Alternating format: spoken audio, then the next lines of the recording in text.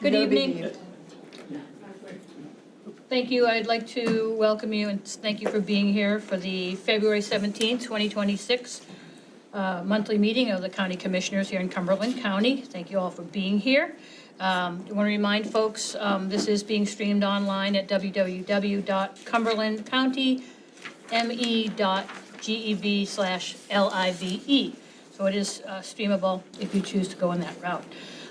To call the meeting to order, I'd ask for the attendance. Catherine, do you mind? Chair Smith, Yes. Vice Chair Tyler, Yes. Commissioner Katerina, Here. Commissioner Gordon, Here. and Commissioner Cloutier. Excellent. Thank you so much. We have a quorum this evening. Thank you very much. And we're going to start now with a pledge of allegiance. If you'd like to join me, please do so. Thank you. I pledge allegiance to the flag of the United States of America and to the republic for which it stands, one nation, under God, indivisible, with liberty and justice for all. Thank you very much. On our agenda this evening, we start with the approval of minutes. We have two sets of minutes, and we'll start with item CD 26-004. That's the approval of minutes from January 5th, 2026. I have a motion by Commissioner Cloutier. I have a second by Commissioner Katerina. Any questions? Thoughts, comments? All those in favor? Aye. Show aye. It's a 5-0 approval of those minutes. The second set of minutes is CD-26-005. That's the approval of the minutes from the January 20th meeting of the board. Do I have a motion? Move passage. Second. Thank you. I have a motion again from Commissioner Cloutier and a second from Commissioner Katerina. Any comments? I do want to make one comment that I want to say thank you to Catherine Cahoon, who is our admin, who makes sure that she accurately captures all that was said. And I want to say that sometimes that goes under the radar. It's an important job to have, and I appreciate the accuracy, so I want to thank you for that. All those in favor of the second series of minutes? Aye. Aye. Show that 5-0 approval of those minutes. Next on our agenda, we have informational report and presentations. This is item CD 26-006, the informational report for the FY fiscal year 26 second quarter budget versus actual through December 2025. County Manager. I'll pass that over to Teresa. Finance Director Grover. So we have posted the budgets, the expenses versus actual through December, so halfway through the year. And at halfway through the year, we're trending at the 46.1%. So we're looking good at those, but again, it's just a snapshot in time. So when it is a moving target where you have more expenses intended on one time of the year versus others. Like the finance budget is a little heavy because we have all of the munis contracts and stuff up front, so the finance is a little bit over because of that. And then we've got others that will come in a little later that we haven't captured yet. So we keep an eye on that and see how it's going. Everything is as anticipated as I look through it for the half year so far. With the revenues, those are as anticipated. Deeds is trending a little bit over at 67.5% at the half year. Probate's about expected at 52%. The garage is a little over at 57%. Some of the other revenues are hard to look at when you do the overall because like taxes, we have to have all of them collected by October. So our taxes show overall at 93%, but it's not an accurate picture because we have to have a lot of that up front. Same with our contracts for patrol and for communications. A lot of those are paid earlier, so it's not really a reflection of how you divide that over the 12 months. But looking in the past and what we have, I don't see anything super alarming right now. That jumps out. Excellent. Thank you for that report and a sense of where we're going, trends, and what you see as of whether it's abnormal or normal. Sounds like it's normal, if not good. So good on that. Does anyone have any comments for our Finance Director? Excellent. Well, thank you for keeping us in the loop, and we'll just move forward as we can. Thank you.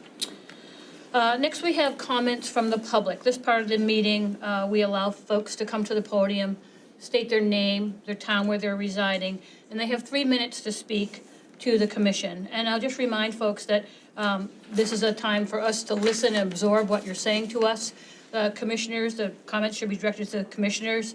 The folks on the up here are just directors of different various departments. So it's really the policymakers that you're speaking to, and that we ask you to abide by the 3-minute rule. We have an hour to do this.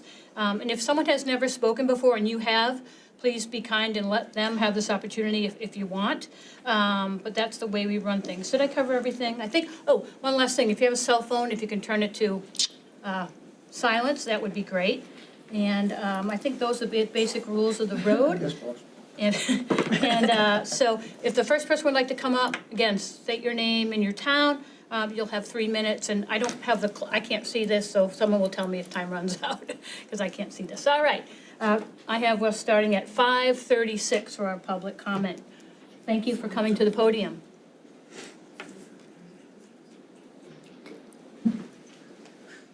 Good evening, Commissioners. My name is Olivia Pennington. I live in Portland, and I am here to ask you all once again to vote to end the contract with ICE. You've heard me speak before. I'm a doula.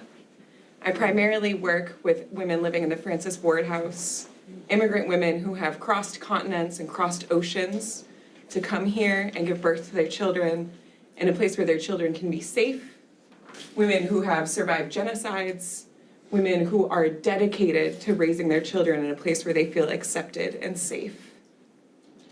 On January 12th, I held the hand of a woman while her newborn daughter was born.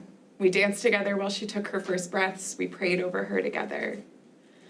That child spent the first 2 weeks of her life with her mother living in terror as the ICE invasion began and her mom couldn't leave the house. She just got here. She just came earthside, and already she is living in a world where she is getting messages that she is not wanted, that she is not safe. When you are postpartum like that, there are already so many hormones flooding your body. To add the adrenaline and the fear into that has serious consequences not only on a person's mental health, but on their physical health and their ability to care for their baby and their other children. I appreciate all the work you all have done in the past to get us to a point where we can collectively say, we know this is wrong. We know that Cumberland County does not stand for this, and we can send a message to the rest of the country that ICE operations will not be tolerated in our county, that this kind of fear and intimidation of our immigrant neighbors will absolutely not be tolerated. I urge you to vote to end the contract so that our neighbors know we will look out for each other and we will not be part of ICE's abduction machine. Thank you for your time and for everything you're doing for our county. Thank you.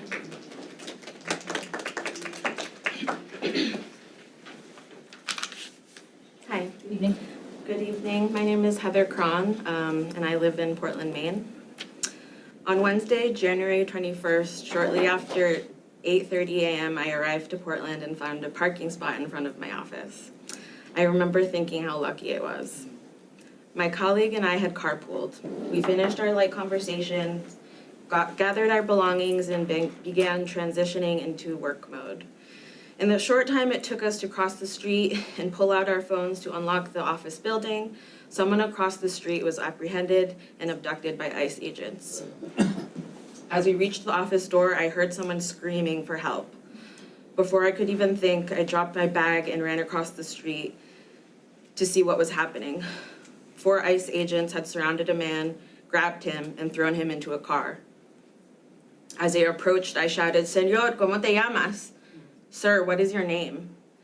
I hoped that I could at least get his name so our care network could track him, figure out where they were taking him, and immediately support his family. The agents quickly shut all the car doors, making sure no communication was possible. One of the agents told me and the other bystander who was filming to back up, even though we were safely more than 6 feet away. The other bystander calmly responded, "We're allowed to film." The agent responded by pulling out pepper spray, spraying the ground to show us it worked, and then pointing it directly at us. We repeated, "We're allowed to film." What I remember most in that moment is his eyes. He wore a ski mask hiding his face while I stood there fully exposed, keenly aware of my bare face, vulnerable to the chemical weapons he aimed at me and the other witness. Later that week, I saw dozens of videos like mine, ICE agents terrorizing my community. In some of them, I recognized the same eyes, the same hidden face. Before ICE drove off, this agent said to me, "Make America great again." Violent abductions happened in every neighborhood in Portland that week and across the state. They continue to happen today. Since 2020, I worked with Presente Maine, a grassroots mutual aid organization by and for displaced, dispossessed Afro-Indigenous Latinas in Maine. We began by distributing food to support our marginalized communities as they sheltered in place. Then, the threat was COVID-19. 6 years later, once again, our people are sheltering in place. And once again, we are delivering food to their doorsteps. But now the danger does not arrive as a virus. It moves in uniforms and unmarked cars. It hides behind masks and unchecked power. The disease threatening us now is white supremacy. County commissioners, hear this. Our neighbors are being terrorized in broad daylight. ICE operates in our streets, hiding behind masks and uniforms, while families live in fear. Take immediate action, protect our communities, hold ICE accountable, end the contract. Excuse me, I think time is up. I'm so sorry. Thank you. And thank you for your comments.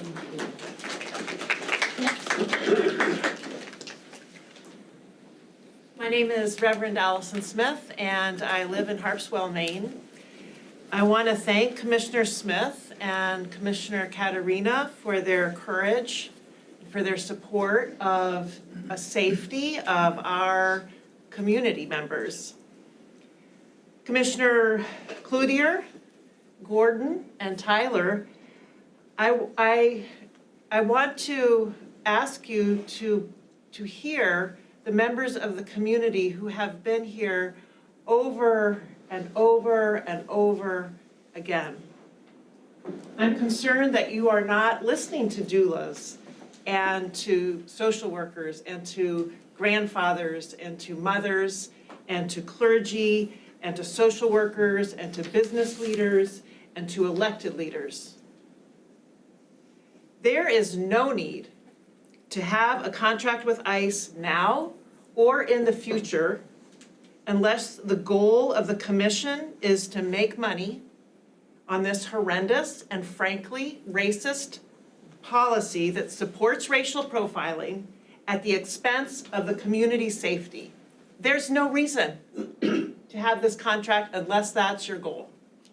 According to the ACLU, LD 1971 makes it clear that state and local law enforcement are prohibited from cooperating with federal civil immigration enforcement activities, including investigating, detaining, stopping, arresting, or searching a person for civil immigration enforcement purposes.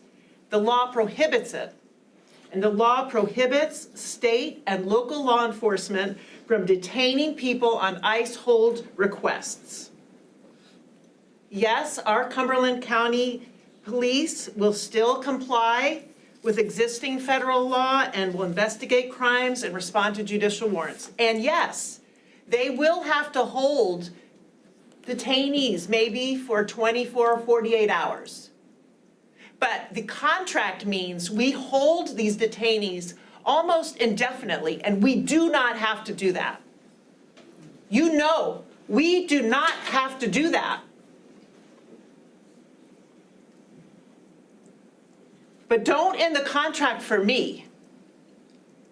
There were corrections officers abducted, an 18-year-old from USM,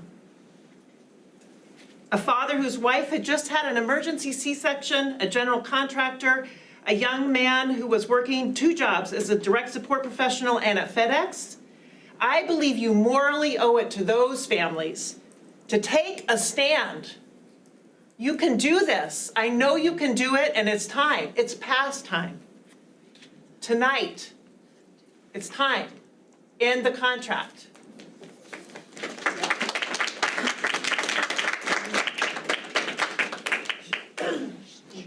Hello, my name is Jen Boggs. I live in Portland, and I've spoken a few times. The first time as an immigrant, the second time as someone who watched the news and was fearful that what was happening in Washington, D.C. and L.A. would come and happen here. And indeed it did. I'm also here tonight as a mom, as one of the moms who was part of the mutual aid networks that were following the rules, that got trained and were following the laws. Moms who are blessedly on vacation, hopefully this week, and taking a break from a really, really tough month. I also come to you tonight kind of confused, no, very confused, very, very confused. Because I've often heard the argument that it's okay if immigrants come into this country, they just have to do it the right way. My understanding is most of the people that are being detained, both here in Maine and across the country, are trying to do it the right way. So I'm confused. I'm confused why this agency gets to keep breaking the law and we don't have any recourse. I'm confused that they're in arrears for their payment to you all. And I'm confused about what happens there. I truly am. I'm not making I'm asking. I'm confused why when an ICE agent or a border patrol agent breaks the law, why someone from your office, from the sheriff's office, from the jail, doesn't arrest them for breaking the law. It's so confusing to me.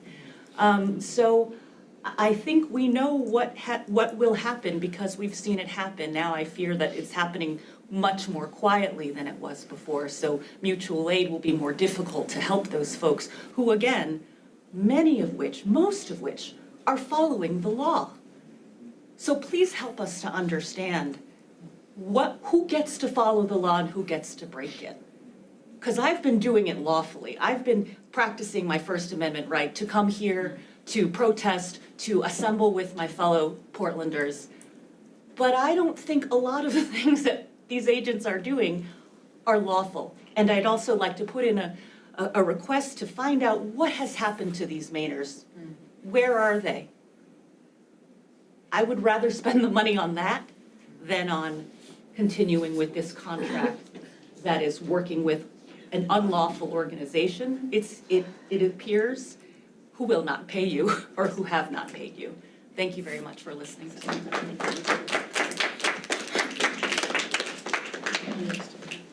Hi, Commissioners. My name is Al Cleveland. I live in the Riverton neighborhood in Portland.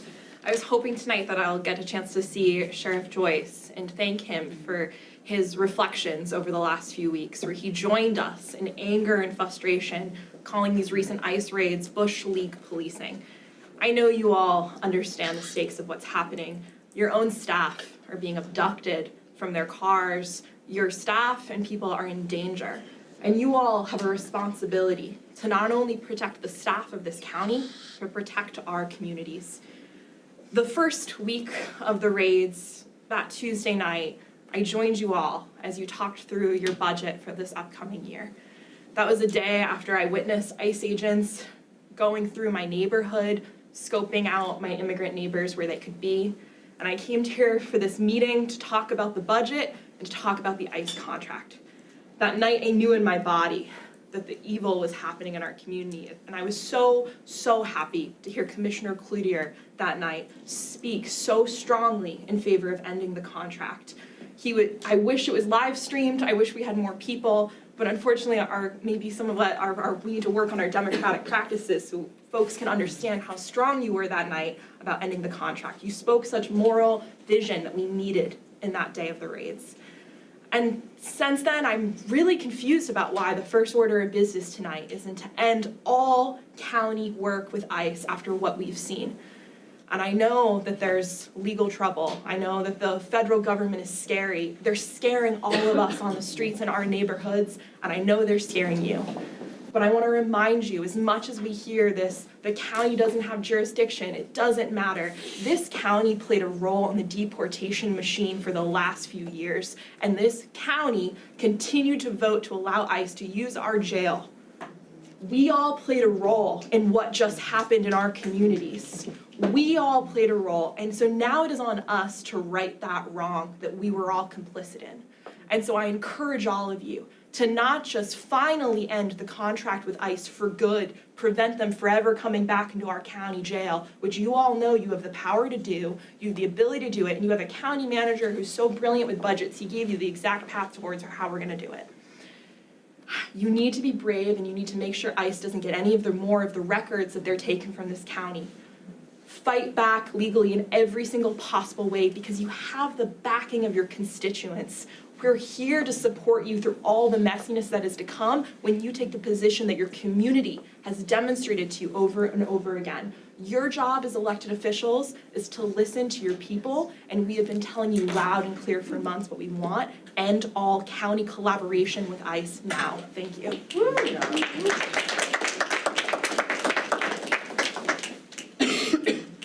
Hi, I'm Jeannie Barnard. I'm from Yarmouth, Maine. I was coming tonight originally in solidarity. I have a slightly different story to tell. My daughter, who's a paramedic, was trained originally as a phlebotomist, and one of her friends who helped train her at Maine Med, who's been a nurse there for many years, is originally from the Philippines. She lived there as a child, and then she moved here. She's been here legally for, 20 years. She has a son who's 15 months old, and she and her husband, who is also a nurse, are moving back to the Philippines because they do not feel safe. That's 2 nurses who we're going to lose in the next 2 weeks. We already have issues with our health care. We may lose more people. And that's a story that people may not know, that some people who are afraid because she doesn't want to be separated from her child, from being snatched somewhere, she's afraid to stay here. My daughter was born in China. She now carries a copy of her passport and her naturalization papers when she's at work as a paramedic, because I don't want her to be at risk. Thank you.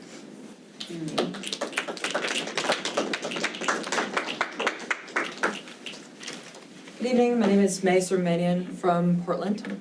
I moved here about a month ago, and what I have seen has so far been concerning. First of all, I'd like to thank Commissioner Smith and Katarina for your ongoing support. Thank you, Sheriff Joyce, for hearing us out. And I remember January 6th when I showed up here to attest against the contract with DHS, where, as far as I observed, and I still see today, I was faced with some of you on your phones and the direct attention of roughly one member who was actually making eye contact with me or not, or actually taking notes. And after last month, that leaves me with a question. For Commissioners Gordon and Tyler, are you here to represent us, or are you here to close your eyes?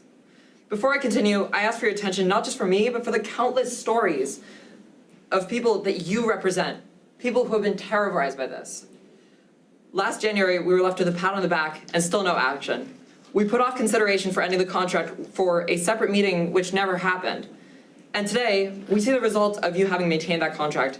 Your complicitness encourages ICE to think that Portland is a safe place for them to continue their actions. I ask of you to recognize the fear that my neighbors have lived in, encouraging each other to stay indoors because of the color of their skin. There are still people sheltering in place right now.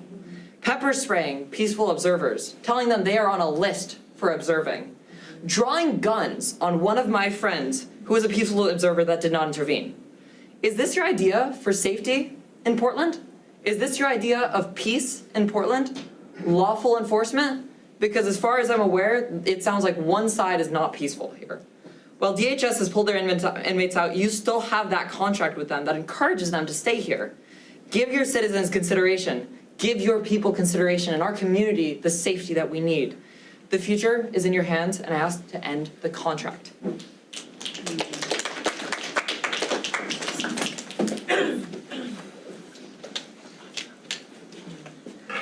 Good evening. My name is Reverend Christine Dyke, and I live and work in Gorham. I want to first thank you, Commissioners, for your service to the people of Cumberland County. And I also ask you not to renew the contract with ICE and to end it currently for two reasons. First of all, they are a bad credit risk for non-payment, and also their methods are immoral and cannot be supported by taxpayers. They have left bills unpaid, and we have to carry them as taxpayers. And as far as I know, credit is usually not extended to those who do not pay their bills. And ICE should be considered high risk. I spent Friday in the Burlington, Massachusetts ICE office.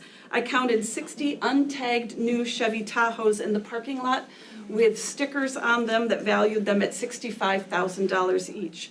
There were over 4 million untagged vehicles in that parking lot. The federal government is choosing not to pay their bills. They are able to, but they're choosing not to.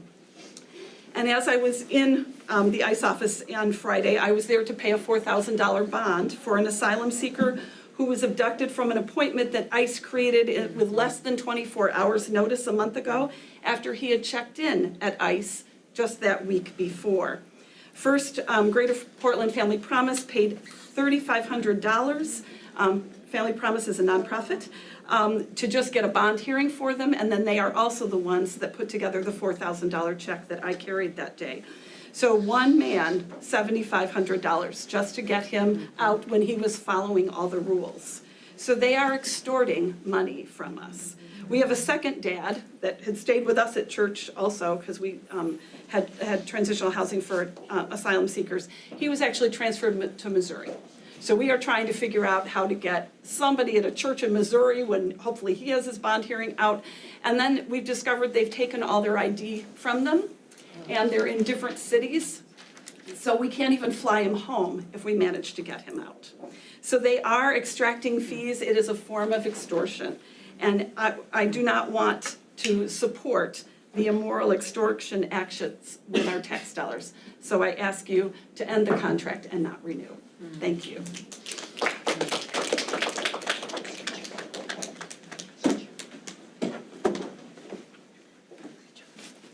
Hi, my name is Brianna Bowman. I live in South Portland, Maine. Last time I was here talking to you all, I shared that I was feeling really scared about where things were headed. ICE was not as present as they had been previously. And I talked a little bit about how we could feel powerless to act against them, and reminded each of you about the power that you actually have in this moment to do something material to support our communities and to keep people we love safe.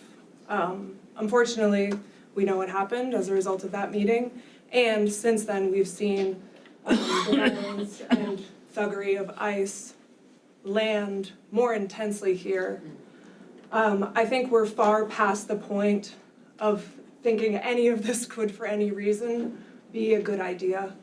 No matter what benefit you might feel this contract provides, I hope that the testimony today and the evidence in our community shows that more so than ever, the invitation to you all to make a choice to disrupt this institution of violence is heightened. I just want to express immense admiration for the thousands of people in our community who made the choice to stand up against what was happening and to support their neighbors. And just say that, like, we all made that choice at some degree of risk. And each of you can be invited in to resisting the brutality and violence of this machinery. I hope you will end the contract, do what little part you can to disrupt what is happening. And yeah, join us in resisting this. Thank you.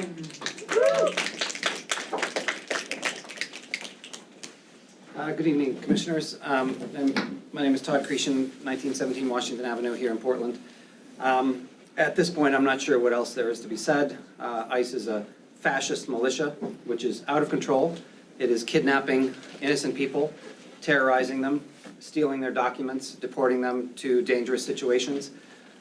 There's a long tradition in the Western world of not selling out your friends and your neighbors for so many pieces of silver, and this commission has to make that decision.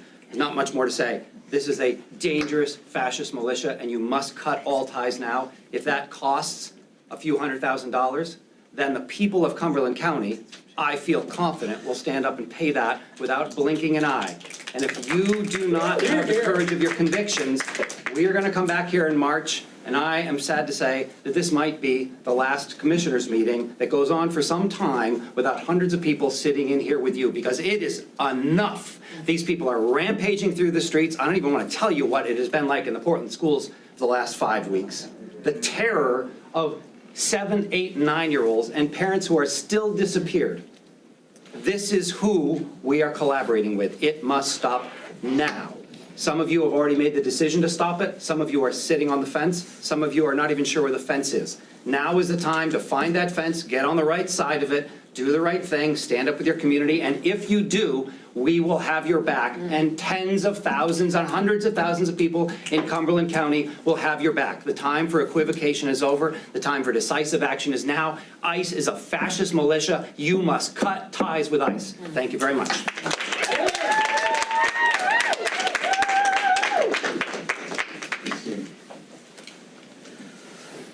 Good evening, Commissioners and County Manager. I usually don't go off the script. I haven't written anything, which is hopefully will turn out good. But I wasn't actually sure whether I was going to be able to make it tonight because... Name and town, please. Thank you for the reminder. Marfine Chan, 139 Ashmont Street, Portland, Maine. I wasn't sure if I was going to make it here tonight because my grandmother passed away last week, or this weekend. But I was doom scrolling on Instagram and saw a video of kids, 10s by 20s, running down their street of their housing development because they had heard that ICE was in the area conducting raids. And for me, that trumps whatever I might be feeling, the grief that I'm feeling right now. Because the grief that those kids are feeling, that families here in Portland, Maine, and in Cumberland County and the state of Maine are feeling right in this moment trumps my own grief. And I know my grandma Anita would be proud of me standing here talking on behalf of my neighbors. And so last time I had droned on a little bit too long and had missed my point about the property taxes issue. I know that's top of mind for many of you here as administrators and as commissioners. And I left off saying that there's a room full of people here who are willing to go to bat for the county, to get more funds from the state to support operations, to offset the cost that canceling the contract would have. And this is the moment to do that. And I know that all of them will be in Augusta because I've seen some of them up in Augusta on other issues. You can tap into this power here in this room, community power, to advocate as they're looking at the supplemental budget to say, look, you can't just hand us unfunded mandates at the county level. You can't just force us to collect the tax and to pay for programs that you're making us engage in. As you go through the supplemental bill, make sure that the counties have resources so that they can cancel these unjust, unfair, inhumane contracts that are holding people, most of them not from the state, most of them from out of state.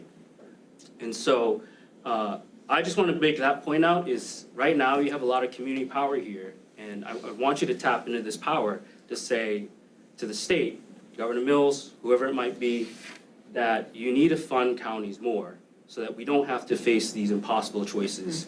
And that's all I'm going to say. Thank you.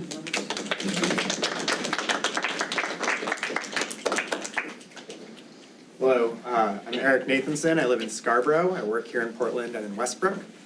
I'm 31 years old. ICE is younger than I am. It only exists because of a atmosphere of fear and panic under the Bush administration in the early 2000s. And now ICE is actively working to create an atmosphere of fear and panic here in our country. There's literally no reason for ICE to exist at all. Prior to its creation, immigration enforcement was handled by civil penalties and an unarmed, unmilitarized administration, and that worked just fine. And every supposed good that ICE does in terms of stopping crime or what have you, we already have other institutions that do. There's simply no reason for ICE to exist at all. And given that there's no reason for it to exist, and given that it is actively harming our community here in Maine and around the country, not a single county, municipality, or state should be involved in supporting it or complicit with it. So I'll keep it short. I'm just asking the commission to not be complicit in the pointless and destructive terror that ICE is enacting on our communities. Thank you very much.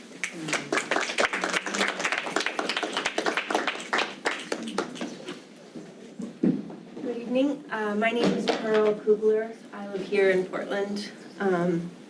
I think a lot of the folks who have spoken tonight have said it more eloquently than I can. So I just want to add my voice to theirs and asking you to please end the contract with ICE. Thank you.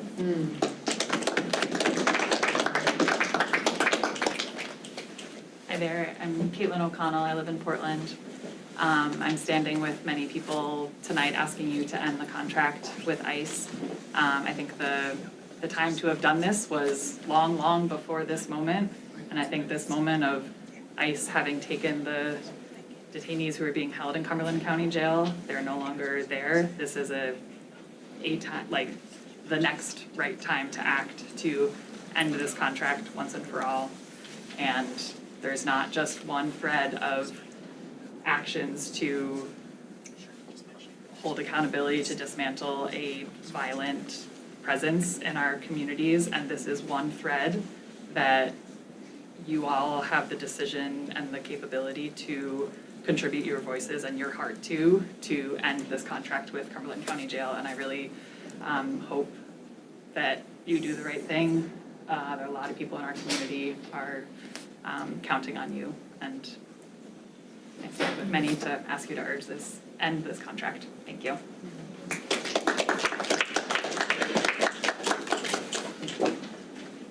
Hello everyone, good evening. Thank you for your time. My name is Tahani Baldecki. I live on Kopizik Street in Portland. First with my time, I want to address the activists and organizers in this room. I know how tired we all are and how painful it is to continue fighting for our safety when we don't have the luxury of honoring our own capacity. I love you all. I see you. I'm with you. To Commissioners Tyler, Gordon, Cloutier, and I don't see Sheriff Joyce in this room, but if you were here. This is not the first time we've come to you. For months now, the people in this room have warned you about the threat that ICE poses to our community. Now, in the aftermath of the ICE surge in Maine and the murders of Renee, Keith, and Alex, I wonder if you've seen enough to respond to us in earnest. I wonder if you've seen enough to end the contract with ICE. Ending the contract does more than just protect our community. It demonstrates that human rights abuses are not tolerated here. It applies brakes to the fascist machine quietly gathering momentum on Capitol Hill. It starts us down the long path towards honesty and mutual trust, which we will need when ICE returns to finish what it has started. You've all heard of this before. Everyone in this room is painfully aware that we can't actually make any of you do anything. But one thing is clear. You cannot continue hiding behind unaffected nonchalance. You are not neutral entities. It is true that none of you are personally responsible for whether or not ICE abuses our community. But make no mistake, the integrity of any group dies in the cracks between personal responsibility. You must face this head on with clear eyes. Once again, we all ask you, who are you going to be in this moment? What are you going to do? Thank you.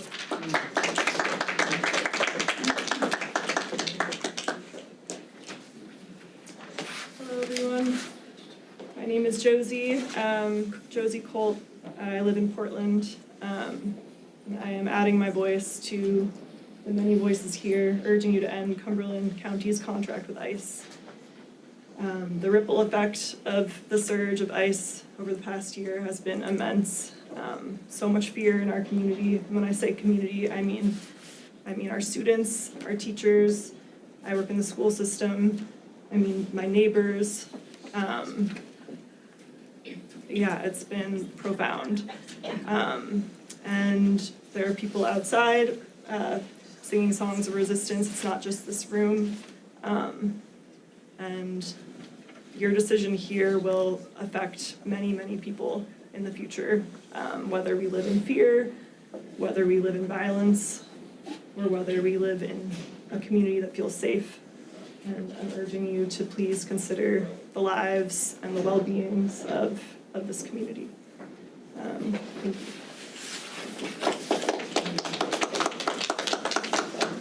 Good evening, Commissioners. Ella Tabasky from Brunswick. Several weeks ago, families already living in fear felt completely under attack, and that's because they were. Only after the sheriff rightly called the federal agents behavior bush league were detainees pulled from the jail, and yet the contract still remains. You've already heard tonight, many people are confused about why this contract is continuing to be in existence. I'm also one of those people. Some constituents have been told that there are no ICE detainees here anymore and that it's unlikely they'll use the jail. So, if they do, you'll act then. Meanwhile, others seem ready to continue participating in this cruel money-making detention scheme if that opportunity comes back, somehow framing that as the responsible choice. Any level of local complicity only makes ICE more embedded here, and I need you to understand what that looks like in practice. Last week, I spent every morning, starting at 6:50 in the morning, and every afternoon walking immigrant students in my neighborhood home from the school bus, to and from the school bus. Their parents are sheltering in place, and they continue to during their school vacation. They no longer feel safe in their own community. The high schoolers were able to tell me how completely terrified they were. I tried to distract a fourth grader with talk of donuts the day after he told me he had to walk home very quickly so their mom didn't worry about ICE. And I watched the child's pre-K sibling try to keep up with our rushed footsteps with a baby doll dragging along the pavement, unaware of how afraid their relatives truly are. Your decisions don't stay in this room. They follow children onto sidewalks, into classrooms, and into the way they'll move through this world as adults. We keep hearing excuse after excuse that local detention is more humane, that maintaining the agreement is fiscally responsible, that it's about courthouse proximity. None of that holds up. And some of your explanations keep changing. Every new justification continues to erode the small amount of trust we have in this governing body. Pointing to future elections, especially as your term comes to an end, is deflection, plain and simple. You're in office now. You hold authority now. In history, remember those of you who use your positions to act, and thank you for that. And those who offered excuse after excuse, they'll remember you too. Take a vote, end the contract, please do the right thing.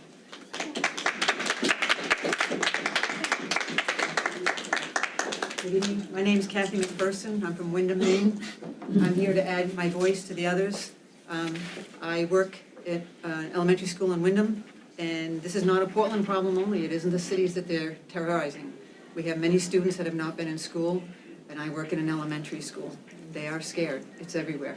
So I urge you to please stop this contract with ICE. Thank you.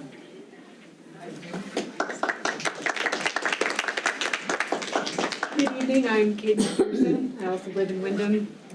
And like everyone else who showed up tonight, I want to see our resources going into building communities, not tearing them apart. It's what's good for Maine, it's what's good for all of us. Please end this contract with ICE. Thank you.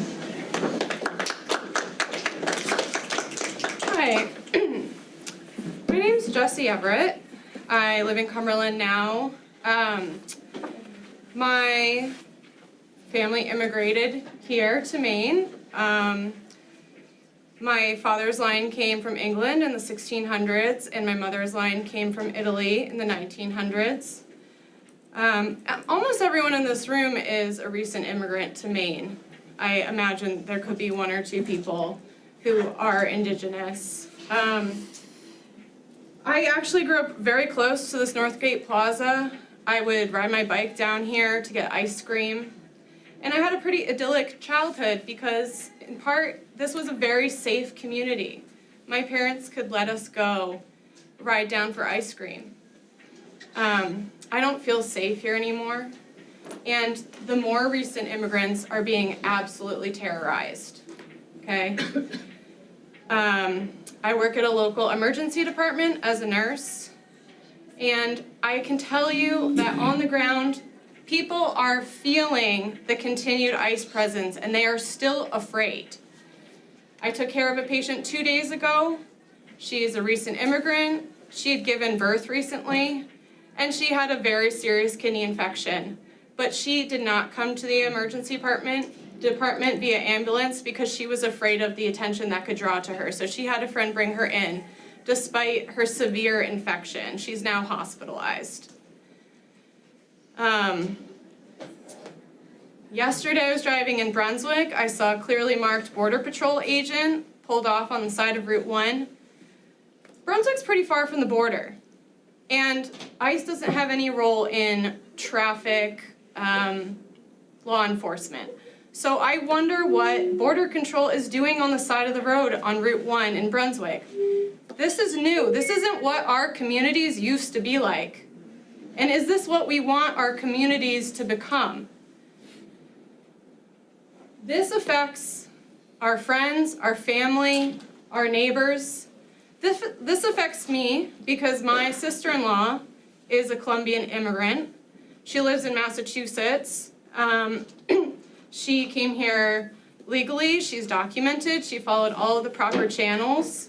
Not to say that the people who are undocumented should be detained the way they have been, just to make a point that when she came to the United States, she didn't expect this level of terror and violence. She expected to be able to build a life here, to finish her graduate degree. I can't even imagine what it would mean for my family if she were detained. I can't imagine what it would be like if I didn't know where Maria was, if I couldn't track her down. Okay, so I want you to really think about what we're doing here. This is really important. I'm sorry to interrupt because I know it's emotional, but I was told 3 minutes is over. Okay. Thank you for speaking. Thank you. Hi there, I'm Conrad Carpenter. I'm a homeowner in South Portland, and I'm also an Operation Enduring Freedom veteran. And I'm surprised that there are people in this room that are still hemming and hawing about this issue, as the entire world is seeing us descend into authoritarian fascism. It's happening. It has happened. And I just want us as a community to be on the right side of history. So I ask you to end this contract now. Thank you very much.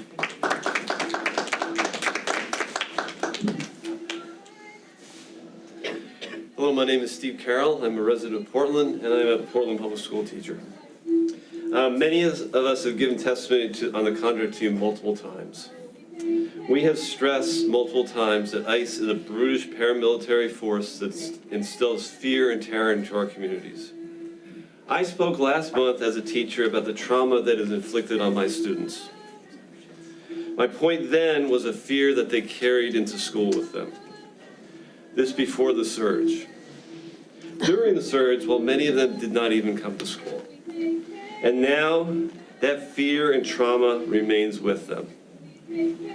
When an out-of-control agency shows you who they are, believe them the first time. It is so obvious now this contract needs to end. Inaction is unacceptable. While we know that ICE did not use the Cumberland County jails last month, there's no question that anymore that we must end any type of collaboration with an organization that shows no regard for our community, for decency, or the rule of law. End the contract now. Thank you.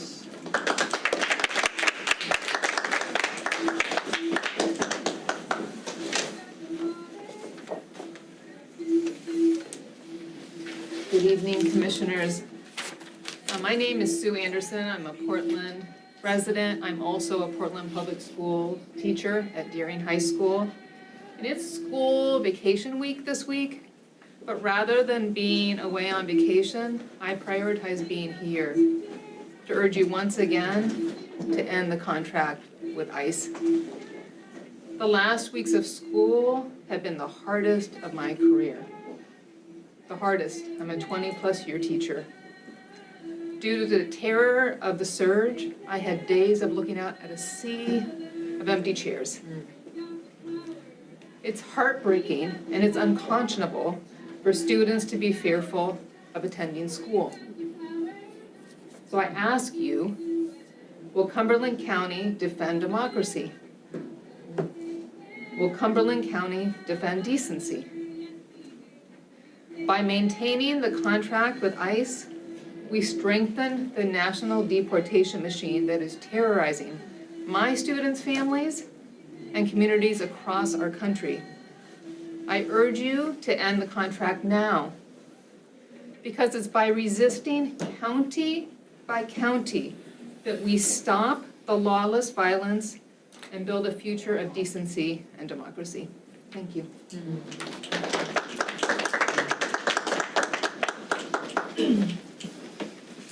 Hi, my name is Paige Grunhavd. I live and work in Westbrook, Maine, and I haven't spoken here before. I just wanted to say, like the previous speaker, by having this contract, first of all, I urge you to stop the contract with ICE, but by having it, we as a county are entering into this shadow system of detainment where people are whisked across state lines. So personally, I have a coworker, my spouse has a coworker that were taken by ICE during this surge. One was actually before the surge in December. Both had to pay $10,000 of their own money to come back. Now they're back and they're terrified. So what does that tell me about them being released is that there was no legal grounds to detain them, right? They just got their money, and now they're back in the community and too terrified to speak out or do anything. I work in a senior living situation. A lot of people who are not born in the US work alongside me. They are scared as well. They're coming to work. They were hired legally. We don't hire people without documentation. Why should people who work hard and they're working to take care of your parents as they age in the community, and they are too scared to come to work at times? Like I say, I have one coworker that was gone for weeks. Nobody knew, and he will not speak to anybody, and he's sleeping in his vehicle in this weather because he lost his housing and his belongings, and now he's back making very little money, but he wants to get his life back here in Westbrook, Maine. So, end the contract, please. Thank you.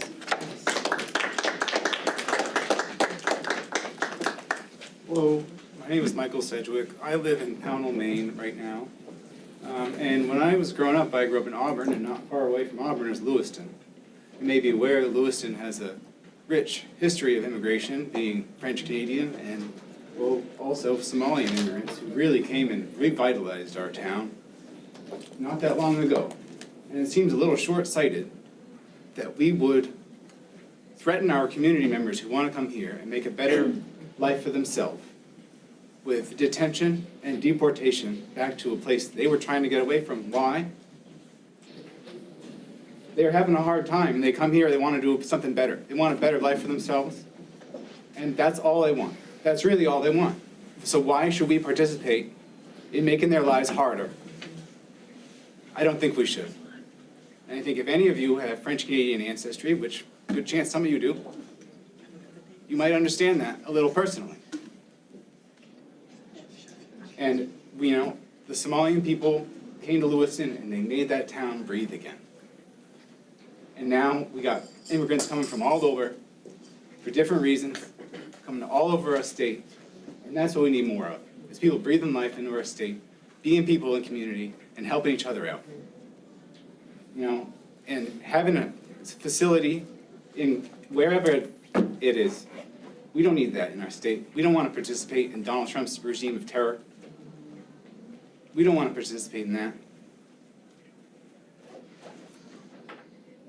Please end the contract now.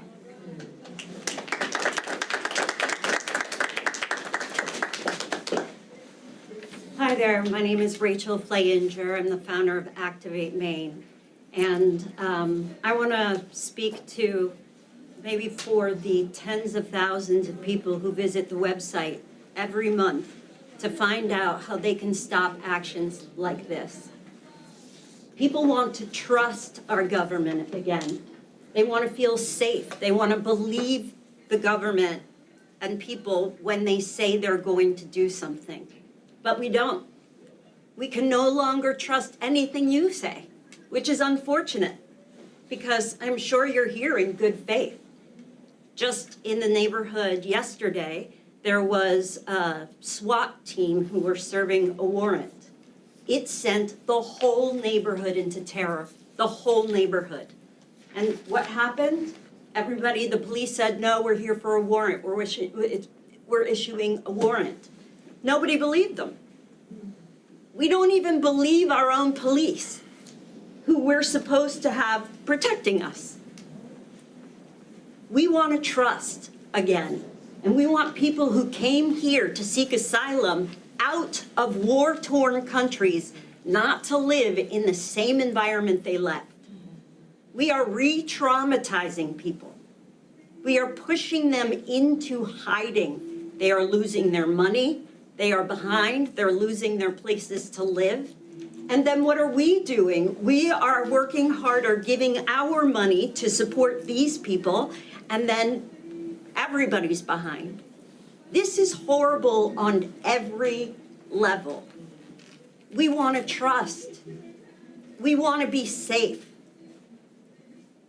We want to work on bigger issues besides terrorizing people. We want our democracy back. Thank you.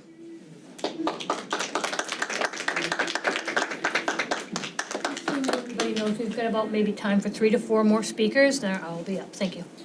Good evening, y'all. My name is Miles. I live in Portland, so Commissioner Cloutier, you're my representative to the commissioners. I'm also a teacher in South Portland in a 6th grade social studies classroom. I want to start by just telling you a little bit about what the week of Operation Catch Up Today was like. That Tuesday morning, I woke up a little bit early before school and drove to the Red Bank neighborhood of South Portland, a neighborhood that a lot of my students live in. Took about 2 minutes of driving around that neighborhood before I witnessed ICE officers abducting a young mother, shoving her into the back of a blue Ford Tahoe while pointing tasers at the 2 school-aged children who were on the porch. I have a video. I've offered to share it with you by email. Never heard back. The next day, I drove back to the Red Bank neighborhood of South Portland because I wanted to get my students to school safely. Again, after about 5 minutes, this time I was pulled over by federal law enforcement with lights, 2 vehicles. They addressed me by name and read me my home address. They told me that they would be coming to my home, and I quote, that they had a plan for people like me, just so that there's no confusion about who you have been working with or what they've done to our community over the last couple of weeks. Sorry, a little shaky. I understand and I've heard countless times the reasons why this is a hard choice for you. Let us not get twisted about what role you occupy here. You are in a position of power. Let me say that again. You are in a position of power. You have every responsibility to use that power to the full extent, no matter how hard or difficult it may feel for you. If you do choose to use that power by ending the contract, you will have the support of every person in this room, outside, and the vast majority of Cumberland County. If you do not choose to use that power, we will be back in March, we will be back in April, and we will not let business happen until this contract ends. Thank you for your time.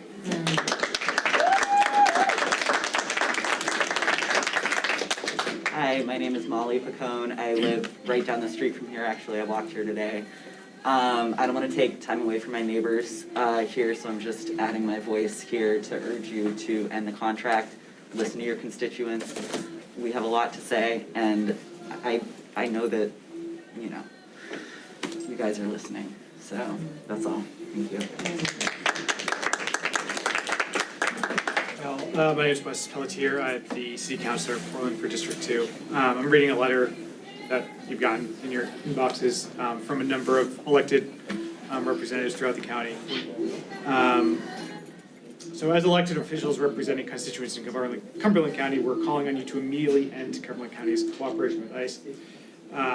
During the so-called Operation Catch of the Day, we watched with alarm as masked ICE and Border Patrol agents invaded and terrorized the communities we lead, snatching residents of our cities and towns from our cars, homes, schools, towns, schools and workplaces, tearing families apart, and threatening people as they exercise their constitutional rights. We saw immediate effects on our communities as businesses closed, children stayed home from school, and parents were unable to go to work. Reiki, constantly had, 75% absent that day. Just everyone was staying home out of fear.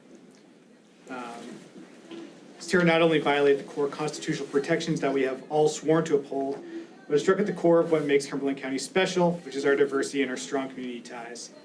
This is the moment to stand up and use the full extent of our power as local elected officials to stop ICE's violence. We're proud that many of our cities and towns have taken steps to end cooperation between our local law enforcement and ICE, but we only have the power to do so much. It is in your power to ensure that our county jail and our sheriff's office do not continue their complicity in ICE's unlawful actions. Taking a stand is not always easy. We know that deciding to end the contract now could result in lost revenue for the county and by extension could impact the finances of our own cities and towns. I'm on the finance committee. It's going to make my job harder. That said, we know that the cost of detention is a burden that our entire community pays. The county's finances cannot be built on immoral and unstable foundation. For too long, we have compromised the safety and well-being of our community members in exchange for government dollars that ultimately turned out to not be guaranteed at all. We're asking you to follow the examples of our state and local officials who met this moment with determination to stand up for Mainers and the rule of law in the face of threat and retaliation. And when you do so, we will absolutely have your back. Please join us in making it clear that ICE has no place in our community. Thanks.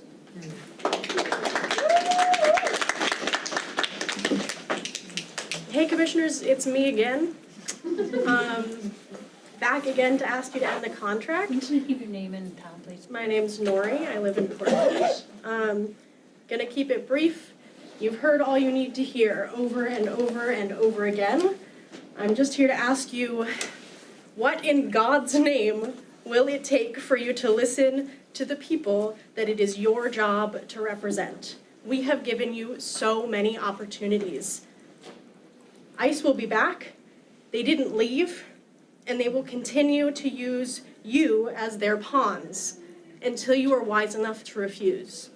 End the contract.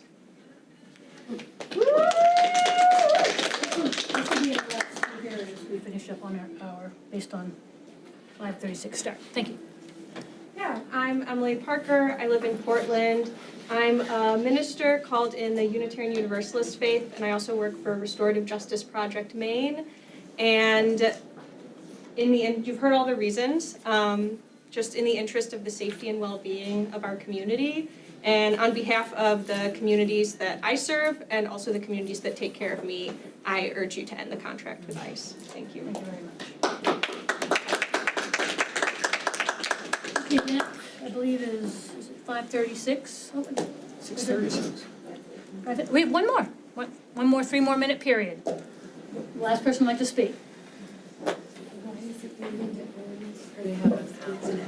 Hi, my name is Claire. I live in Portland, and I'm urging you to end Cumberland County's contract with ICE. Thank you, Claire. I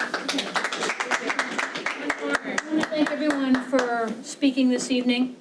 If you didn't have a chance to speak, you can always send us an email. You can see us next month as well. But as we stated in the very beginning, we have an hour for our public comment. And thank you for respecting that, and thank you all for coming. Whether you spoke to the podium or not, we appreciate it. Just want to let folks know that we'll be moving on to the rest of our agenda, but I wanted folks to understand that our agenda goes through several items of business. And at the end of the evening, we have comments from our executive staff, from our directors, and from our commissioners. Some commissioners may choose to speak, they may not choose to speak, but that's our opportunity to speak as commissioners, and that's the way the agenda typically works. So I just want to make that clear. Next up, after we have our public comment period, we have a consent agenda. We have 4 items on the consent agenda. They are number 26-0110, Sheriff's Office Commissioners, December 12th through January 31st, 2026. We have item 26-011, the appointment of the chair of the commissioners to review and sign off on the county's weekly warrants for the scheduled year of 2026. The third item is item 26-0112. That's an authorization of the county manager to execute a purchase agreement with Metro for discounted transit passes for mobility, access, and transportation. That's the MATI project, M-A-T-I project. And the fourth is 26-013. That's the authorization to accept Maine Department of Drug Enforcement Agency, MDEA, of U.S. currency asset forfeiture or disbursement check for that seizure. Move passage of the consent agenda. Thank you. Second.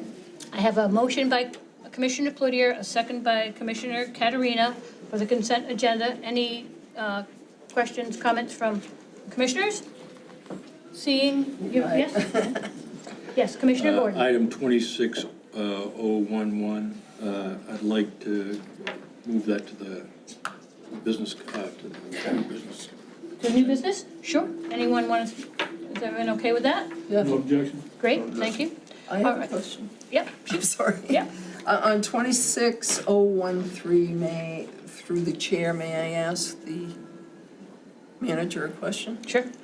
Mr. Manager, how much was that check, out of curiosity, for the MDEA, if you know? $1,200. $1,281. Okay, thank They're you. requesting to spend that money on the supplies to support the investigation unit, Okay. Sheriff's Office. Great, thank you.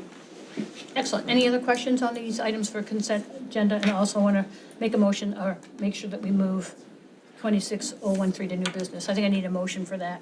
So move. That was a motion by Commissioner Gordon, brought that up, in a second by Either of us. Cloutier.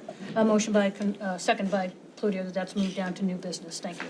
So all those in favor of those three items on the consent agenda? All those in favor? Aye. Show that unanimous, that consent agenda is item 26-010, 26-011, 26-012 were passed with consent agenda. Moving on to our new business, we are going to move now item 26-013 to new business, and that's now authorized. No. Sorry. No. 11. 011, to appoint the chair as a commissioner's appointee for the review and sign off of the county warrant, weekly warrants for the calendar year 2026. Do I have a motion? So Passage. Second. Okay, before we have that, I'm sorry, do we have public comment on new business? Would anyone like to speak to this from the public on this particular matter? And now seeing none, I have a motion by Commissioner Cloutier and a second by Commissioner Gordon. But I have, Comments. comments. As I read it, what I understand is that the chair is authorized to do the signatures, but I thought we were going to have two people. You can authorize as many people as you would like. Well, I thought that was the idea, so that if she's not here, there's somebody to do that. Oh, that wasn't my understanding. I always thought it was the chair. It could be the chair and the vice chair. I think the language said or designee, the chair or designee is what the policy says, I believe. And he has a designee. So should we add that? So you could assign, Patty could say whoever. That's in the policy. Do we need to add it into this item? Yeah. Is the question. I would think you could amend the motion to say that the chair is designated or in her absence or inability to do so, the vice chair is designated. So Fine with me, it's just, what I'm looking for is coverage. Sure. For, if for some unknown reason the chair is not available. Last time I was chair, I was signing for about 3 months ago and forward, so it's not like, it is a ministerial act. Is that a motion? Are we making an amendment to the motion, or are we just I'm debating? suggesting an amendment, if Commissioner Gordon is satisfied with it, I'm glad to adopt it. And your amendment is? That The chair is done, that the chair, or I think it actually specifies Commissioner Smith is appointed to sign that, and in her absence or inability to attend to the matter, the vice chair, namely Commissioner Tyler, would be designated to do so. That would be my amendment. Second it. All right, so I have a amendment and a second. Any more discussion on these amendments? I would just say we should take away the names and put chair and vice chair. I think That way, that's a good you idea. can just go forward any year you want to do it. I don't know if the auditors would like that, but we don't care, do we? Is there an issue on auditors? That they don't have a name? The auditors need a name? As long as the policy reflects what we're doing. I think you're fine. Chair right now. Okay. So the policy, I think, reads appointee. Now, whether we're saying the vice is the appointee or not, I guess, splitting hairs, but I just want to make sure we're consistent. They also can go out from the minutes. They've asked for minutes, so that will take care of it if it's in the minutes, so. Okay. All right, so we have an amendment on the floor. We have no more questions, I think, and no more clarifications. All of those in favor of the amendment? Aye. To show that amendment 5-0, unanimous. And now for the main motion, we'll read it through somewhat to the point of appointing chair and vice chair designee for the commissioners to appoint, to review and sign off on the county's weekly warrants for the calendar year. Does that sound good? Yes. We've captured that? Great. Any other comments on that? All right, yes. As long as say and or, so it doesn't look like both signatures need to happen at the same Yep. time. Okay, we'll capture that. So the chair and or the vice, parentheses designee, for the appointment. Okay, all those in favor of that main motion? Aye. Show that moves 5-0. Thank you very much. We're now on to more new business, and that's item 26-014. This is the authorization of the county manager to enter into a contract amendment between Cumberland County and the Maine Public Employees Retirement System effective June 1st, 2026 to change its plan offered to eligible corrections employees to Special Plan 3C for future service only as outlined and negotiated in the current NICU and Teamsters contracts. Is there anyone from the public who would like to speak to this matter? Seeing none, public comment is closed. County manager or HR director? Comments? Got nothing more than what you just read. Thank you. Move passage. I have a motion from Commissioner Cloutier and a second from Katerina. Any thoughts, comments? Ready to move the motion? All those in favor? Aye. Aye. That is a 5-0 unanimous motion. It approves. Item is 26015, and this is authorizing the county manager to sign a pharmacy services agreement between Westwood Pharmacy and Cumberland County for services provided at the jail. Is there anyone in the public that would like to speak to this matter? Seeing none, I'm looking for a motion. Move passage. Second. Second. And county manager, you have anything to add at this time? I will just add that this item was brought forth and the commissioners were notified. We needed to go and activate the emergency clause within the county's procurement policy to bring the pharmacy contractor on and to work with a new medical contractor, which is the next item. But in doing so, in my discussions with the commissioners, I was in need of signing this contract as well as the sheriff prior to this meeting. And so we're put this on for formal acceptance by the commissioners under the emergency clause. Thank you. Thank you. And I'll just make one comment. I think it's important that we understand that at times we have the emergency clause for a reason, and if we were to lose our services at the jail in regards to the pharmacy, medical treatment, it's important for us to provide the services that we say we will provide in the jail. So I appreciate the hard work that went into finding a vendor, making the transition happen with not a lot of bumps. It was fairly seamless, as I heard. So I appreciate all the efforts that went into creating a kind of a mid-contract switch so that we had our services for those folks who are in the jail. So I want to thank the county employees for that work they did there. Anyone else? Comments? I have a motion by Commissioner Gordon, a second by Commissioner Tyler. All of those in favor? Aye. Show that 5-0, unanimous. Thank you. Next, we have item 26016, previously mentioned, to approve the jail medical services agreement between CFG Medical and Cumberland County for medical services provided at the jail. Is there anyone in the public who would like to speak to this matter? And seeing none, what is the wish of the commissioners? Thank you. I have a motion from Commissioner Cloutier, a second from Commissioner Caterina. County Manager, do you have anything to add at this time? I do. I'm unfortunately going to have to ask for a postponement on this item. As much as staff have been working with CFG on pinning down final contract language, we are just not there yet. We have, what's holding us up is the hold harmless agreement section within the contract where we do not agree with the language being proposed by CFG at this time. And we just received the revised contract around 2:30 this afternoon. And so it really hasn't given staff enough time to delve into it with our attorney and our medical vendor to work through this with CFG. So unfortunately, as much as I wanted to get it in front of the commissioners this evening, I just don't have a document for you to review and to approve.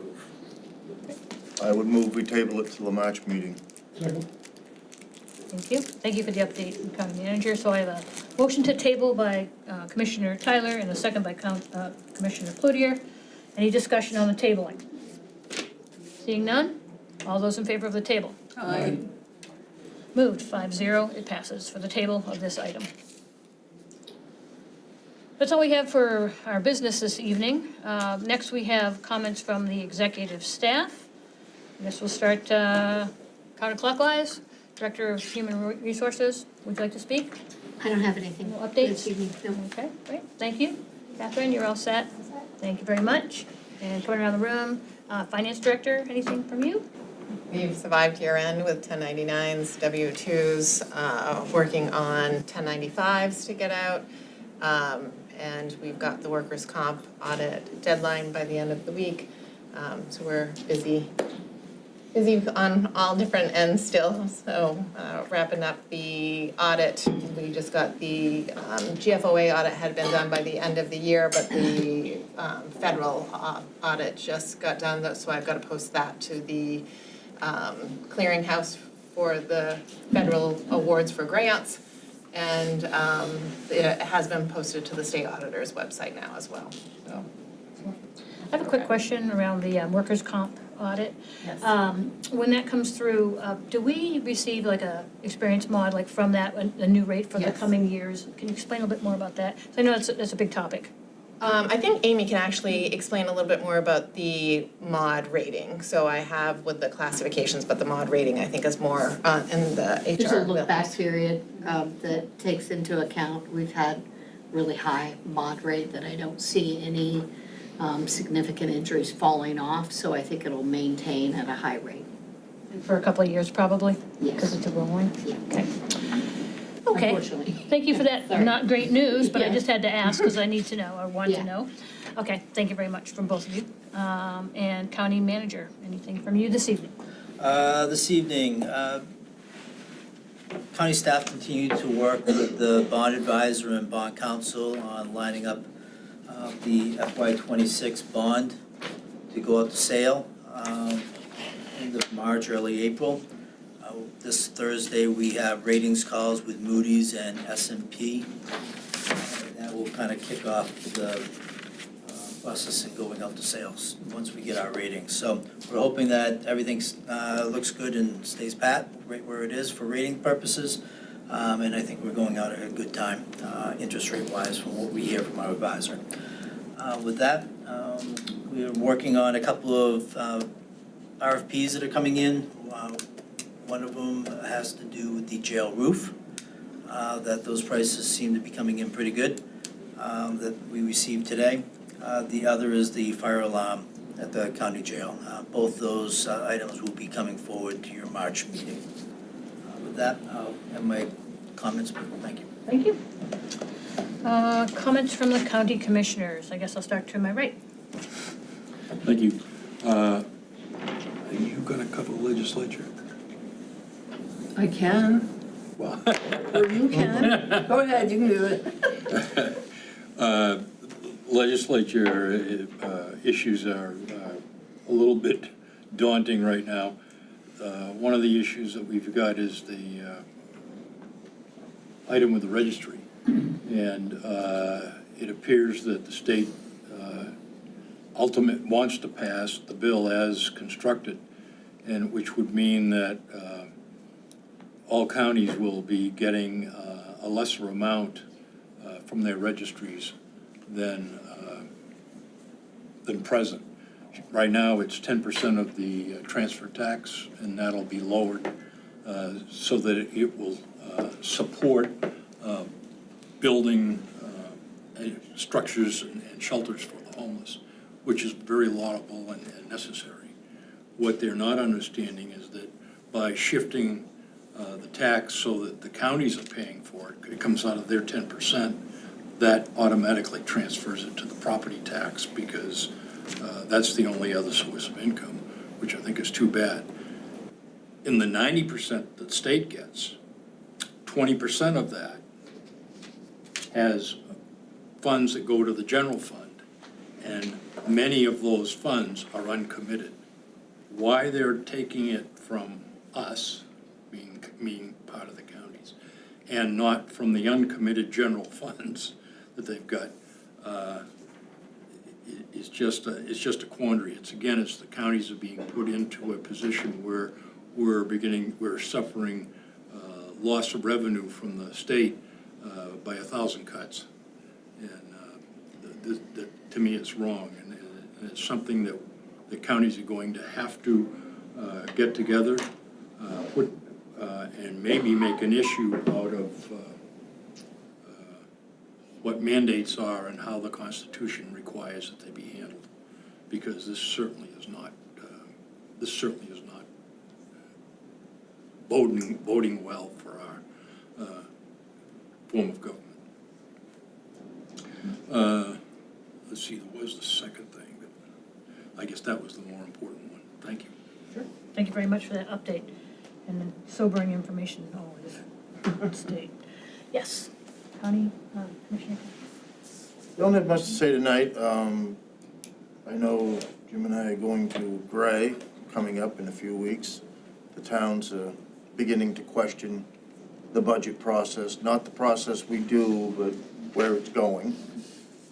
And like he says, we've got another possible hit from the state, so it just, the hits just keep on coming, it appears.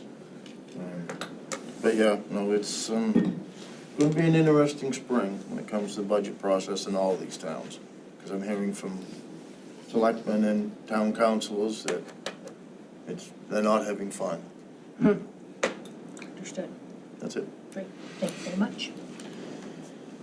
Commissioner Katerina? Yeah, thanks. I want to thank everyone who came and spoke today. I know it's not easy to get up and speak to an official body of stern-looking people regarding your concerns, but I know I certainly heard you. A couple of things, with your permission, Madam Chair, if I could ask the town manager, listen to me, I'm still the town council, the county manager, if that's all right. Sure. Because I think it may help with some of the information and whatever. How are we doing with our delinquent payments from ICE? We have received over $800,000. And how much do they owe? They owe about 1.2 million, somewhere in that vicinity. We have not received, I think, 2 invoices that were the DHS scheduled for payment back on this February 11th. We're hoping that those will flush through this week. And we have not received, or DHS has not paid the January 1st through January 22nd invoice because the money that was available assigned to Cumberland County was insufficient, and so staff need to go back and request additional funds to cover the invoice. I think it was about $202,000. So it's the February 11th approval. We received all the February 10th approvals, so the February 11th is still out there as well as January. And it was a long weekend and whatever. Okay. How many marshals inmates do we have more or less? As of Friday, when I asked, it was 42. 42? And those are separate from the ICE, correct? As regards the contract that we currently hold, are the U.S. Marshal Service the primary holder of that contract? And ICE is secondary, or how does that work? The U.S. Marshal Service is who we dealt with in renegotiating the contract 2 or 3 years ago. As part of the U.S. Marshal Service, they do have a provision within the contract that we've heard uncheck the box because it says ICE and the box is checked, and then it's also the Federal Bureau of Prisoners, and that box is checked. So Okay. it's kind of all inclusive there. But they're separate check boxes, so to speak, in the contract?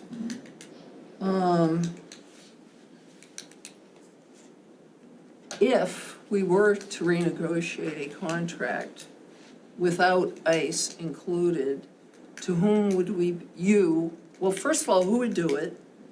And to whom would we be speaking or going through? It would probably be the commissioners directing me to renegotiate. Okay. And we would be reaching out to our U.S. Marshal contacts that we dealt with in negotiating the contract a few years ago. And it's my understanding in my feeble looking up things, research, that the U.S. Marshals are under the Department of Justice, and then ICE is under DHS, and I have no idea about Federal Bureau. Is that a separate? That's the first time I've heard that. Yeah, I'm not well versed there. We tend not to have a lot of inmates from them. We do have an occasional few. Okay. But not a lot. Okay. And the reason I'm asking these questions is for the folks in the audience, so they understand, the logistics of what we work with and the legalities and the contracts and whatever.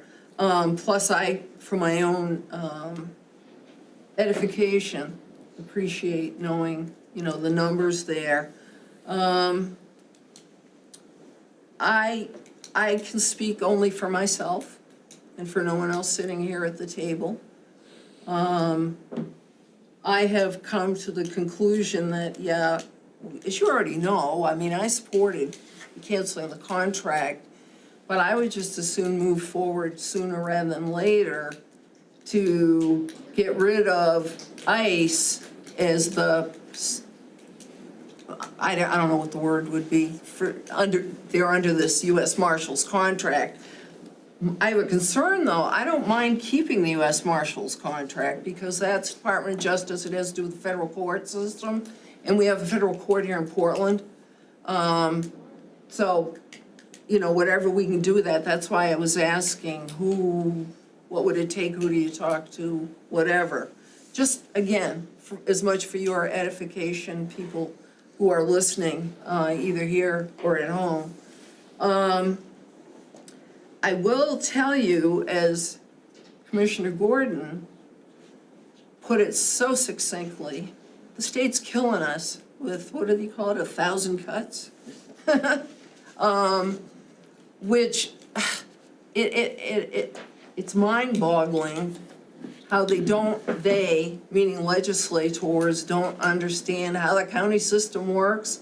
we're working on that, I'll tell you that right now, on the state level, to educate people. And I wish Brianna was here, because she did a really nice brochure for Cumberland County that will be coming out to explain to people what the heck do counties do.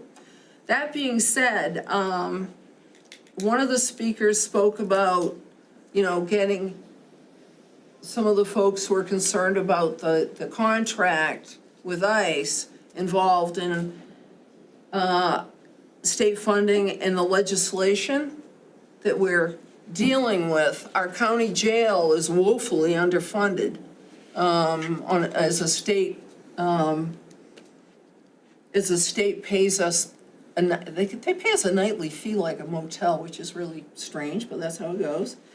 And there's also a law out there that there is a new LD, and I couldn't make my computer work. I don't know if you saw me prior to, I had an update, not that you need to know this, but I had an update that happened this afternoon and it screwed my whole computer up. But there's an LD that is before the legislature, and I wish I had the number and I don't, I apologize, that would not require us to accept any arrested person, because right now it's written, county jails must accept any person arrested by a law enforcement agency, and it lists some federal, county, whatever. So that kind of muddies, not kind of, it really muddies the water as to what we can and can't do. So just be aware of that and keep your eyes on it. There is a hearing on jail funding because there was nothing in Governor Mills' supplemental budget to help us. Because to be honest with you, the way Jean Marie thinks about this, maybe if we had enough state funding, we wouldn't have to be as concerned about the federal contracts. But that being said, it's Wednesday, the 25th at 9 a.m. approximately, and God, just if you've never been up to the legislature, they say 9 a.m. and then they give you a list of 18 things, and you may be the first one, you may be the 18th one. So you may get on at 9 or you may not get on till 5 o'clock in the afternoon, but that's just the way it rolls. And it's before the Appropriations Committee. I would love it if any of you would even write letters to your local legislators saying, hey, we understand, jail funding is a problem, and however you want to put it. I'm just making that ask of you guys. I know LD 1971 was brought up. That's the one that says that law enforcement will not work with ICE, basically. That doesn't go into effect till July, the middle of July. It's been signed into law by the governor, but it was an emergency. So it doesn't go into effect for 90 days after the legislature adjourns, just so you know. But I noticed the state police are going to follow it. So, just so you'll know that too. And then the last comment someone had, and I bear with me guys, I'm sorry. The Customs and Border Patrol, you were wondering what they're doing in Brunswick on the coast, I guess it was, or Bath or wherever. I don't know if you're aware of this, but pretty much the whole state of Maine is legally covered by Customs and Border Patrol. Anything within 100 miles of the border, which includes the coast. Remember, we've got the Atlantic Ocean and there's a border out there. So that could be why you're seeing them, but they have been more active. Their office, by the way, in case you didn't know, their local office is on Gannett Drive, which is not far from my house. So anytime you want to go and do something in front of their office, that's fine with me. Anyway, that's all I have to say. I just wanted to bring up, and Mr. Gordon's good as fit, because he and I are on legislative policy committee. Is there anything I forgot? Well, I'd like to add a clarification, because Okay. a lot of people are asking about it. I guess my question is, what effect will eliminating the contract have on accepting ICE detainees? And what you find is that this really, in the question, it's bifurcated. And what I mean by that is state law presently, and you're pointing out that it may come through, state law presently says you will accept. Right. Our contract only reimburses us for the people that are there. So if you eliminate the contract, it doesn't stop ICE from performing as they do and as they will, because we have to take them at the jail. Thank you for clearing that up. So I hope all of you heard that. I mean, that's where we've got some work to do with lining state law up with what, perhaps we may vote on here. When we're gonna do the vote, I just soon do it sooner rather than later, maybe the next meeting. Part of why I've sort of dragged my heels on it is I wanna get paid. And I want us to have the money they owe us, and I absolutely get it. It sounds horrible that, you wanna get paid for bodies that were in the jail. But I have to look at the bigger picture on this. So please know, I absolutely get it. I hear you. I'm with you. And these are just the various things that are going on, so. Sorry, I was very long-winded. I went more than 3 minutes. Madam Chair, may I ask a quick question? Yeah. Jim, how many ICE inmates are currently in the jail? 0. And that was my fear. They moved them out of state and they lose access. Anyone else before I turn to? Jim hasn't I had know, his- but they were chiming in, so I was just trying to make No, sure I'm they're done. set, so you're set. Okay, Commissioner Cloutier, please. So I'll address actually the question that Commissioner Tyler just raised. The use of the county jail by ICE.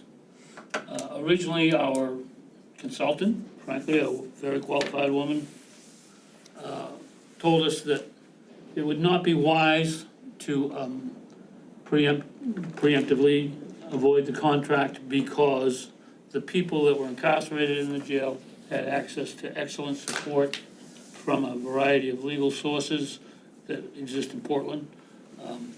And that was her advice. Afterwards, we started collecting information from the sheriff's office. They were pretty consistent, fairly consistent in providing it to show what the census of ICE prisoners was. There was a reference to whatever legal section of the code affected them, and it also showed the dates of their incarceration and whether they'd been deported or not, ordered deported or not. And we were getting that every couple of weeks. And what it began to show was that it was a long-term facility. Some of us visited the jail to talk with the people that ran particularly the pod that most of the males were held in. Excuse me. Only to learn that basically they were using the county jail in Portland as a high to medium-high security institution. It's a county jail, it's not a prison, and that creates, in my amateur estimation, all kinds of public safety problems. If I were facing a quick trip to Venezuela or someplace where I'm gonna end up in a gulag, I would do a lot of things to disrupt that activity. I'm gonna ask the commission to agree to an executive session to follow up, frankly, on something that Commissioner Caterina just referred to, which is what would be the best process for us to eliminate ICE from the existing contract. The existing contract is not with ICE, and it never has been with ICE. It is with the Marshal Service, and some of the kind of issue of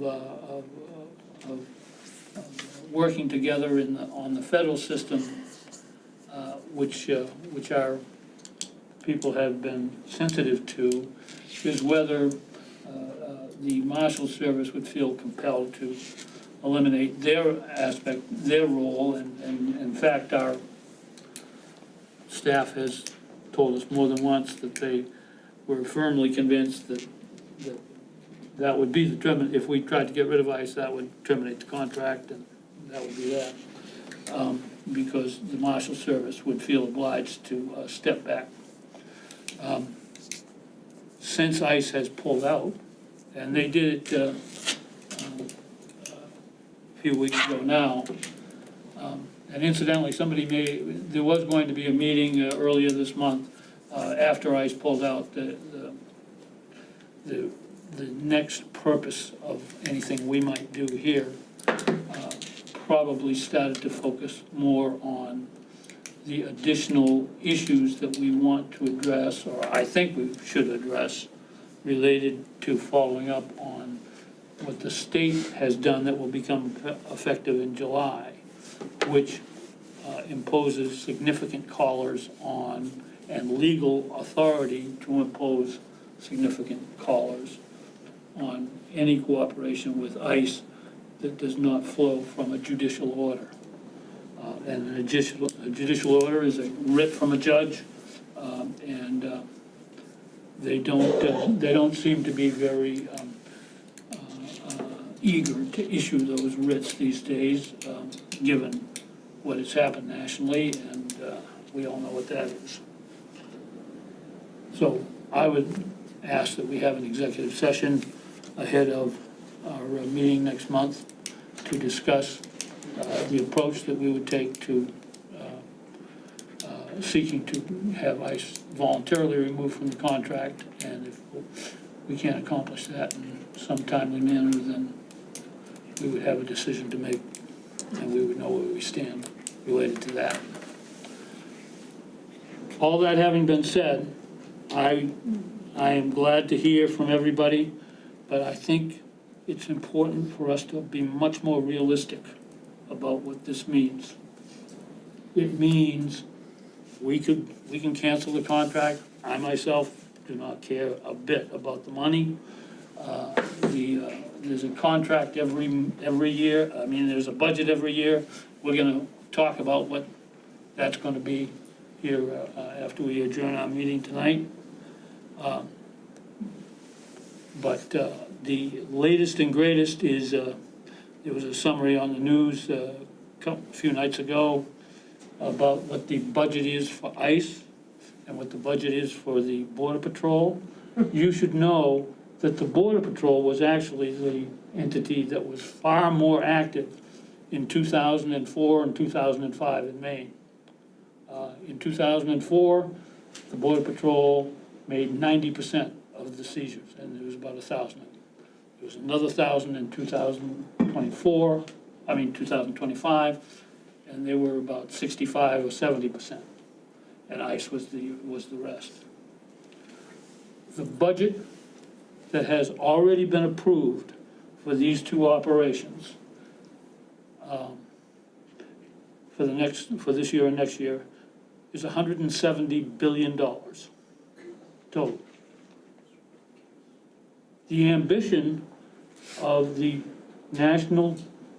White House group, really, but the national government, is to export 10 million people.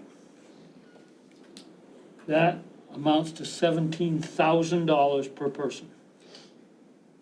In fact, they have a hard time chewing gum, apparently. I mean, they have become one of the most hated administrations in the history of the United States.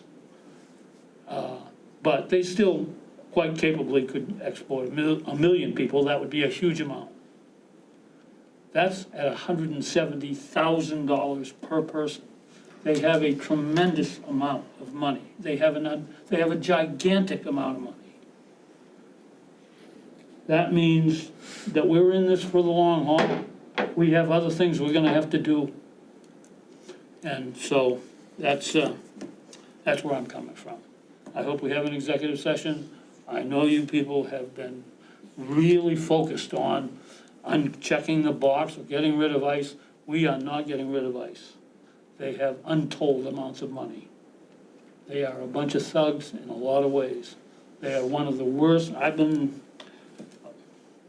For better or for worse, I've been doing this for almost 30 years. I had to do a lot of dealings with the Portland Police Department for years. I've had a lot of dealings with the Sheriff's Department here for a lot of years. I can tell you that I think that I know what you have to do to become a first-class, fully qualified, and recognized as fully qualified public safety operation. That's true of the Portland Police Department, it's true of the County Sheriff's Department here. ICE, and frankly, the Border Patrol people, nowhere near competent. The sheriff was 100% right when he said it was completely bush league. And he said that only because he's fairly reserved about how he swears about people. And, he's been around a very long time. He's a very qualified guy. He has made it very clear, for as long as we have this little state law that I think is actually an extended and illegal interpretation of the law, as long as he has that interpretation from the Department of Corrections, he considers that he has no opportunity to disobey that. He's a law enforcement officer, he follows the law.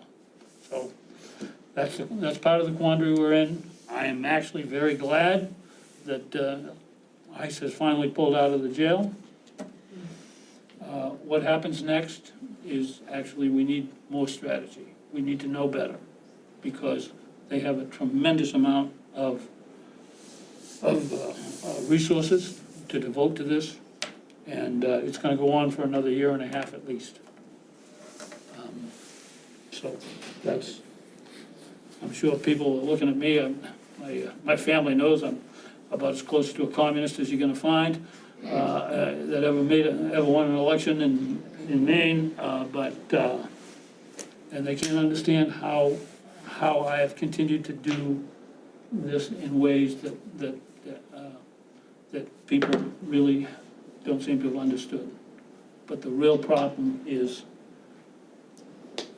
we can do whatever we want with this contract, and it is not going to help the people of Riverton. It's not going to help the Somalis and the Sudanese, who I have a lot to do with integrating into Portland, and actually also arranging for housing for them in Lewiston 25 years ago.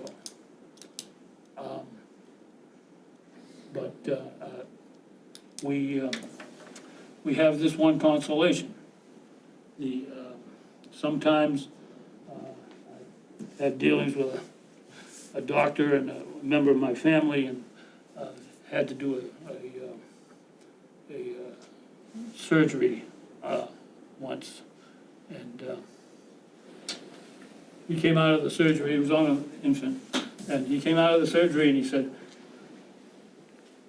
I thought we were trying to fix something that was this thick, he says, but it was this thick. Says, which means, he says, what I can tell you medically is the worse the problem, the better the fix. That's where we are now. We've got a terrible problem. I've been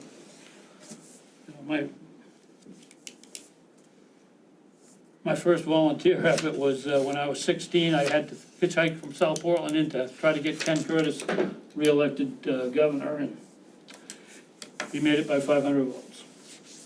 And that was almost a miracle, actually. And I've been doing it ever since. I won't be around next year, neither will Steve. We had the uncommon good sense to write term limits into the county charter that actually passed, although a number of them had failed. We finally got one passed, and it includes some term limits. So there'll be new people in these seats. But keep those numbers in mind. You know, we're going to have an ongoing problem. We're not really solving much if we cancel the whole contract or we don't. The bottom line is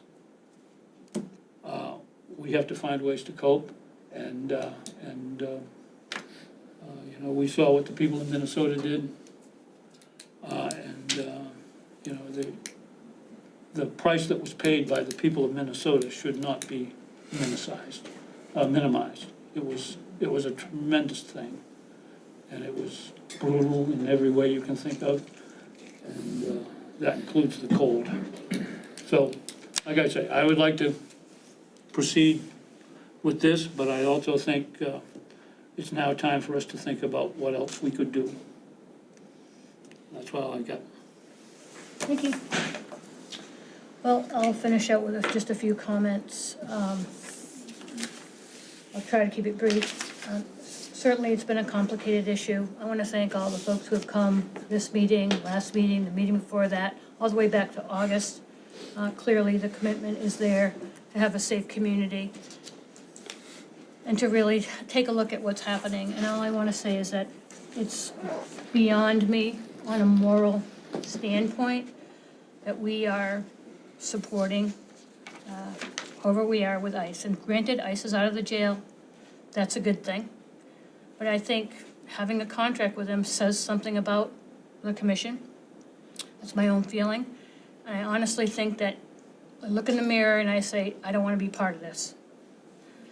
I would like to see our communities have a sense of safety, and although I hear what Commissioner Cloutier is saying, that there's billions and billions of dollars behind what's going on, granted, our 1 or 2 million is a lot to the county, but the point is maybe the emotional hope of just saying no would help neighbors to neighbors understand that they're not alone. And I know it won't make a dent in the billions that have been issued by Congress and to the federal government, but I think we have a responsibility to rebuild trust with our neighbors and as elected officials to trust people to represent you. And granted, you're not everyone, and there are other people who do not want us to break the contract. There's a lot of different viewpoints out there. But the majority of people who have contacted me, and I've had some people who say, don't stop that contract, the majority have said, please end the contract with ICE. It's not helping our communities feel safe. Kids are not going to school. I've witnessed this firsthand in my own hometown of South Portland. I see the empty classrooms, and it breaks my heart. So all I will say is that I really wish and I hope that we can look into this matter and end the contract with ICE. In the next meeting or the meeting after, we can have an executive session to talk about it, but honestly, morally, I believe we need to stand up and say no.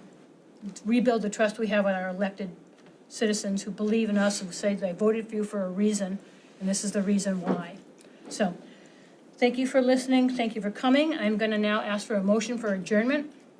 So moved. Second. Thank you. I have a motion from Commissioner Tyler, a second by Commissioner Cloutier. All of those in favor of adjournment? That's 5-0 unanimous adjournment.